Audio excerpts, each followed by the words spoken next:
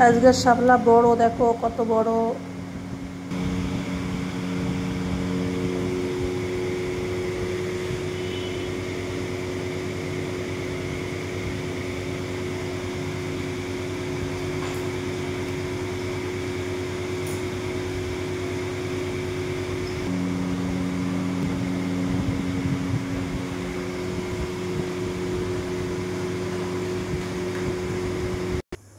দেখো এক থালি হয়েছে আজকে অনেক, এক কড়াই হয়েছে দেখো আজকে।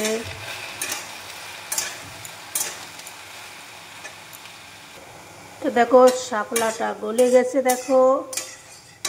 এবারে এর ভিতর দিয়ে দেব আমি স্বাদ অনুসার লবণ আর হলদি।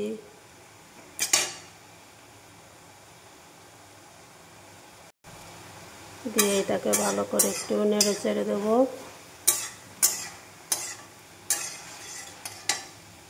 এখানে দেখো জিরে, আদা আর কাঁচা লঙ্কা আছে, এটা পেস্ট করে নিতে হবে।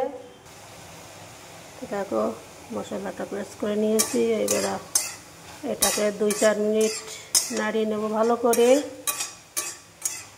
শাপলাটা একদম গলে গেছে দেখো।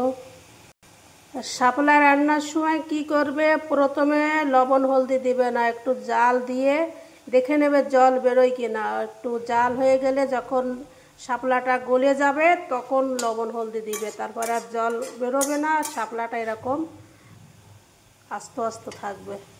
আর যদি আগে লবণ হলদি দাও জল হয়ে যাবে এক কড়াই, আর এই শাপলাটা একদম নেটা ঘাটা হয়ে যাবে কচুর মতন।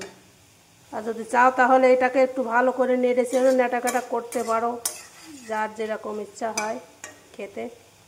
তরকারিটা হয়ে গেছে, এবার নামিয়ে এটাকে আমি কড়াইতে তেল দিয়েছি, সরষের তেল।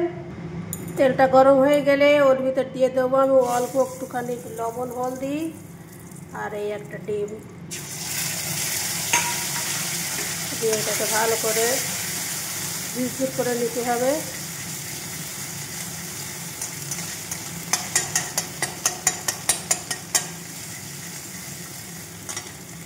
দেখো ডিমটা একদম ঝুরঝুর করে নিয়েছি ছোট ছোট করে।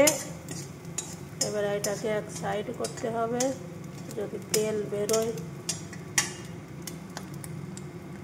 আস্তে আস্তে বেরোবে, অল্প অল্প বেরোচ্ছে দেখো।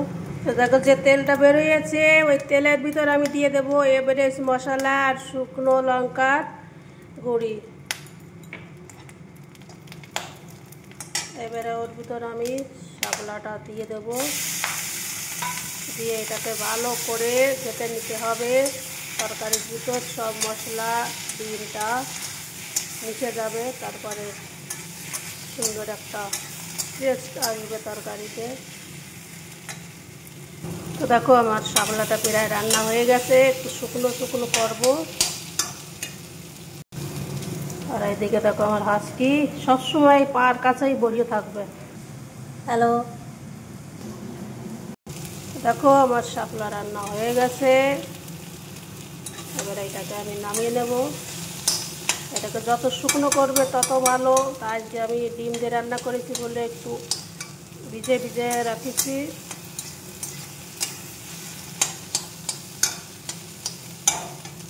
এবার নামিয়ে নেব। তো ধন্যবাদ সবাইকে ভিডিওটি দেখার জন্য। আর যদি ভিডিওটি ভালো লাগে তো লাইক কমেন্ট অবশ্যই করবে, আর এভাবে আমার পাশে থেকো। তার ডিম আর শাপলা একবার রান্না করে অবশ্যই খেয়ে দেখবে কেমন লাগে।